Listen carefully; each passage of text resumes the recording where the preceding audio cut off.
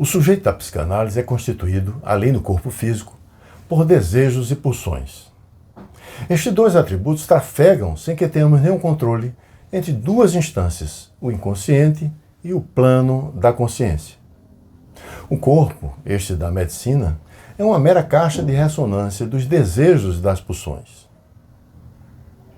Somos, desde nossa origem, moldados pelos desejos de outros, no caso, os pais ou aqueles que exercem suas funções.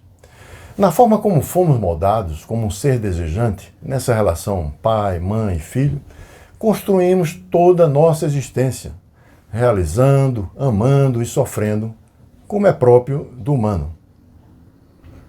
O poder que a figura paterna nos impõe, sem que o saibamos, pois somos alienados ao desejo inconsciente, à nossa pura essência, irá definir ao longo da vida como iremos nos relacionar com figuras substitutas que exercem sobre nós a mesma função paterna, como, por exemplo, o professor, o patrão, o líder religioso ou o líder político. A linguagem. Todo este processo de constituição do sujeito é realizado por meio da linguagem. É por meio dela que, desde nossa pré-infância, acedemos à civilização. O ser humano se constitui a partir da linguagem, em todas as culturas e em todos os momentos da evolução humana. Somos, enfim, seres atravessados pela linguagem. A política e a manipulação do sujeito. Na era da sociedade em redes, onde o poder da informação e da comunicação assume o destino da humanidade, o eleitor é muitas vezes facilmente aprisionado numa relação de poder emanado do seu líder, esse poderoso pai substituto. A polarização política, fenômeno atávico e que sempre esteve presente na história da humanidade, desde Caim e Abel, transformou-se em um poderoso mecanismo de controle numa sociedade imersa e vulnerável à desinformação. O sujeito capturado nessa relação perversa, onde ele é um alvo fácil da desinformação, começa a construir sua visão de mundo por meio das fake news que o perpassa a cada clique nas redes sociais, a cada like. Os sintomas. O primeiro sintoma e o mais grave deles é a certeza cega de que a forma como vê o mundo é a mais certa, sem contestação. Uma certeza construída por ideologias radicais, fechada em si mesmas, muitas vezes limitadas na compreensão da sociedade e da sua complexa diversidade humana. O outro, aquele que pensa e vê o mundo diferente de mim, é uma ameaça. O segundo sintoma é o ódio ao outro, pois como minhas certezas cegas me completam, inspiradas pelo meu líder político e sua ideologia, tudo aquilo que ameaça meu líder e suas ideias é uma ameaça à minha integridade psíquica. Tenho, portanto, como mecanismo de defesa que agredir aquele que pensa diferente de mim, que não só está fora da minha bolha, como ameaça destruí-la, projetando-me no mar revolto das incertezas. O terceiro sintoma da captura do sujeito pela polarização política é a visão reptiliana ou dicotômica. Ele só vê o nós contra eles, sem perceber que há nuances e alternativas entre os dois polos da polarização. Um quarto sintoma, e este talvez seja o principal desafio das sociedades abertas e democráticas no século XXI, é a forte resistência à mudança.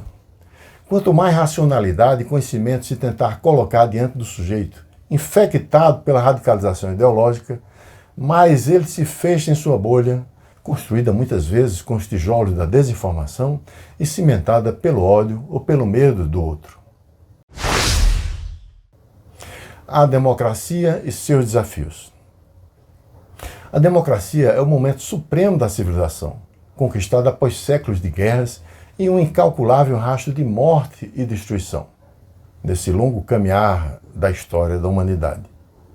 É um ambiente no qual os naturais conflitos sociais buscam as possíveis soluções subordinados à lei, numa sociedade aberta e diversa.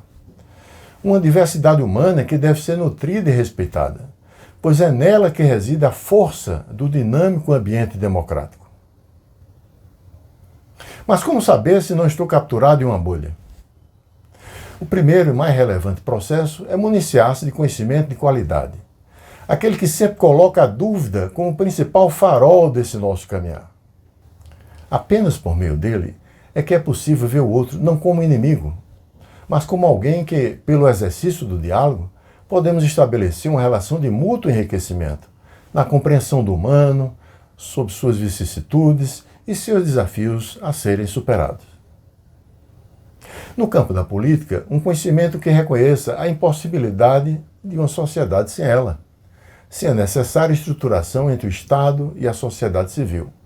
Mas, entretanto, que tenha a capacidade de quebrar as correntes da manipulação emanadas dos líderes que nos aprisionam e nos dividem.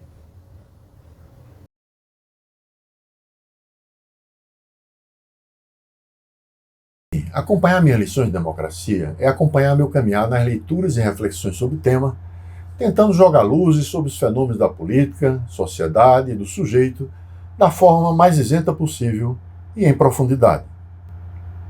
Minha expectativa é que a transmissão desse conhecimento possa contribuir para a sua visão de mundo, onde a tolerância e a diversidade humana seja base para uma prática política democrática tecida por meio do diálogo e do respeito ao outro que pensa diferente da gente.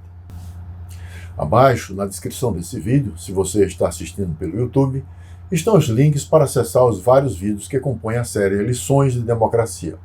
Haverá também referências bibliográficas para aqueles que desejam aprofundar-se no tema. É importante você preencher o formulário que está na página indicada logo acima, onde você irá nos dar informações sobre seu perfil. Precisamos ter seu nome, WhatsApp, e-mail, expectativas, pois será informado sempre que um novo vídeo for publicado. Recomendamos com ênfase que você se inscreva em nosso canal no YouTube, pois terá acesso aos diversos debates promovidos pelo Instituto. Suas questões, após assistir o vídeo, podem ser colocadas na área de comentário logo abaixo de cada vídeo no YouTube, que nós as responderemos. Você poderá também enviar suas dúvidas para o info@iepfd.org. Seja bem-vindo e eu espero que você possa absorver o máximo do conhecimento que iremos transmitir aqui. Um forte abraço e até a próxima.